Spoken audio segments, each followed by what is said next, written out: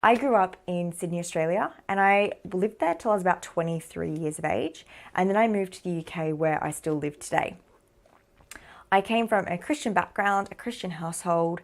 My mum actually works for the church and also is a volunteer for the church. And my stepdad is a volunteer as well.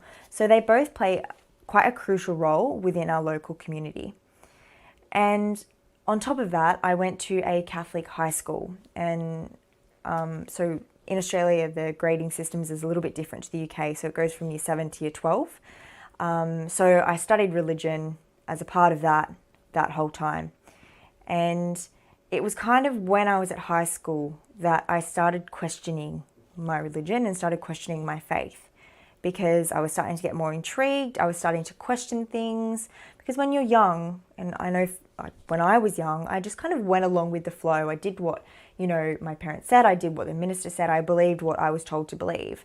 And it wasn't obviously until high school that I then started to kind of get a mind of my own and started to question things that I was being told, because it just wasn't sitting right with me. It wasn't settling with me. So naturally, I just was asking questions, and I was asking questions both to my teachers at school and also to the minister at our church. And the responses I was getting were just never satisfied me. And I always found myself asking 10 more questions about that one question, because it just never sat. It never sat right. And I never walked away getting an answer that I was like, oh yeah, that makes sense. It was always like, oh, okay, yeah. And again, I was just kind of going on with the flow of things. And then I got to towards the end of my schooling, and I just kind of lost interest in religion.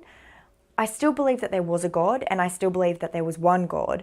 But in terms of me going to church every Sunday, and also going to church other days of the week, and just my general interest in it, I just lost it. And it remained that way up until really recently, if I'm honest. So from that point, I think we'll fast forward to 2016 when I moved to the UK, and I met my now husband, whose name is Osman, and he was a non-practicing Muslim. And what I mean by that is he ate halal meats, and he stayed away from the things that he knew he had to steer clear of. But he wasn't praying, he wasn't fasting through Ramadan, and he wasn't doing those things that associated him with the Islamic way of life. So I never really concerned myself with his religion. I never asked any questions.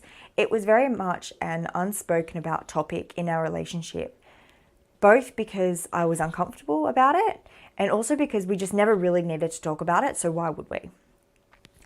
And then something changed. So again, let's move forward another 3 years, and up until really recently, so it was about May this year, and I noticed Osman doing little things that he hadn't done before, like saying Alhamdulillah after our daughters would sneeze. He would want to say a prayer for them when they were going to bed. And we actually recently had our second daughter in July, Alhamdulillah. And he wanted to say a prayer for her when she was born, which didn't happen with our first daughter. And so little things like that started creeping in. And so I knew something was going on. And so naturally, I questioned him about it. And yeah, he just said to me, well, yeah, I want to start practicing again. I wanted to come to you about it, but I felt really anxious about coming to you. I felt really nervous about coming to you, and I didn't know how to approach it with you. And the reason he felt like that was totally legitimate, because if I'm being completely honest, I didn't like the religion. I didn't like what I knew of it. And from what I knew, which was very media driven, obviously we know that's not the truth, but at the time, I thought I knew enough to know that I didn't like it. So of course he's going to feel that way about it, about telling me. So anyway, he's told me now that he wants to start practicing again, and immediately I felt angry, scared, confused, upset. Every emotion under the sun, I think, passed through me. But the biggest one of all was I was so uncomfortable.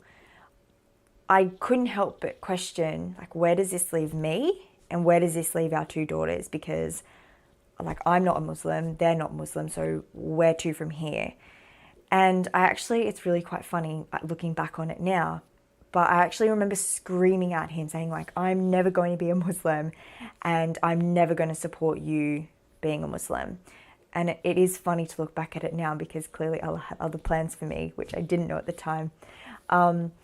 But yeah, so it was a really tense and awkward time.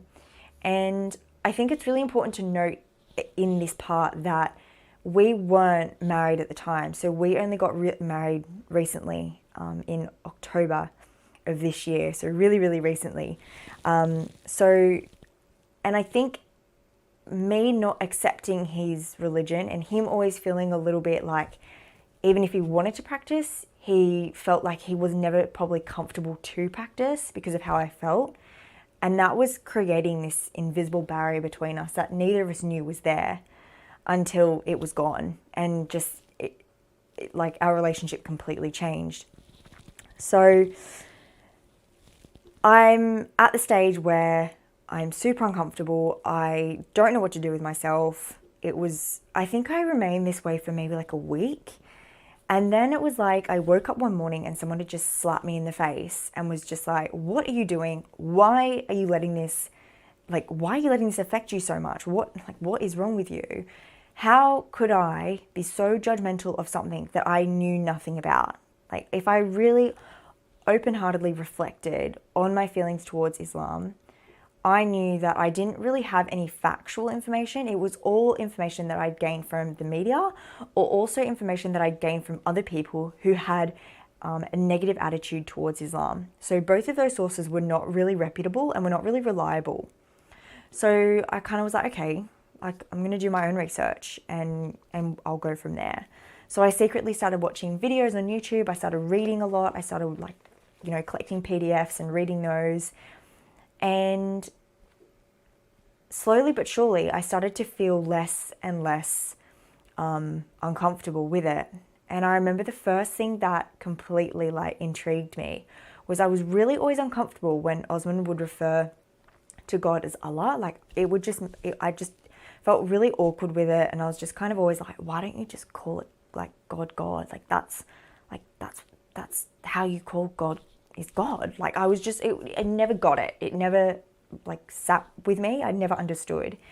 And the first thing that I learned, so I was watching a 3-part series on YouTube, and it's called Understanding Islam.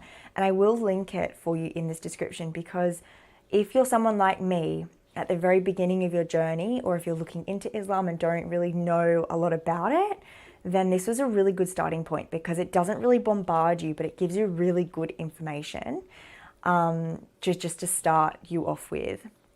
So anyway, so I was watching this 3-part series of Understanding Islam, and the first thing that the teacher said was what Allah means. And all it is the Arabic word for God. And immediately I just had this epiphany. I was just like, oh, that's it. My goodness. And immediately I just felt so much better about it and so much less uncomfortable. It was just so strange, but it really intrigued me to find out, okay, so I've had this really strong emotion towards something so small. So what else am I going to find out that I feel really negatively towards, that I shouldn't feel negative towards at all? So I kept watching, I kept reading, and then Osman caught me. He caught me watching some videos, and again, he was like, oh, what's going on? What's happening? And so I said to him, I've been doing some research, and obviously he was really happy that I was opening my mind and actually learning about it. I said, at that point, I said to him, I feel like I've gotten as much as I can from, where I'm looking. And, I need something else. Do you think I should read the Quran? Do you think that would be helpful for me? Or do you think it will be a little bit too much too soon? And he was really supportive, and he was like, no, absolutely, like read the Quran, definitely. Like if you have any questions, like write them down, bring them to me. If he couldn't, so he was saying if I couldn't find the answers, he was going to find them from other people that were reliable, and make sure that he came back with an answer for me within the next couple of days. And he did every single time, every single question.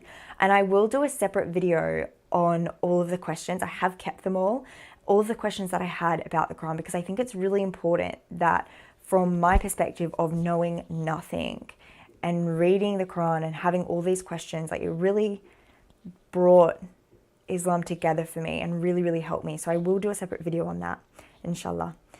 And anyway, so I was reading and reading, and I just gave birth to our second daughter in July. So I had a lot of time on my hands to read whilst I was breastfeeding. So I was up a lot of the night breastfeeding again. So I was just reading. And then during the day, sitting around, I had like a lot of time to read. So that's what I did. And I think it was a couple of weeks, and I'd already gotten past halfway, and I'd had pages of questions, and I was getting really, really into it. And I was getting to the point where I started to believe what I was reading, and it was starting to kind of impact how I was feeling.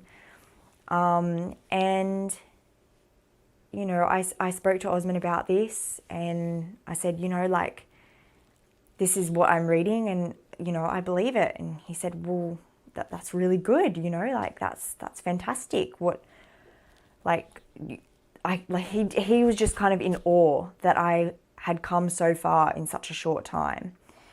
And from that point, that my continuum of reading and learning and my growth towards Islam, my journey started to change. So originally my journey was like I was only doing this so that I could support and understand my partner, who obviously is now my husband, but my partner at the time.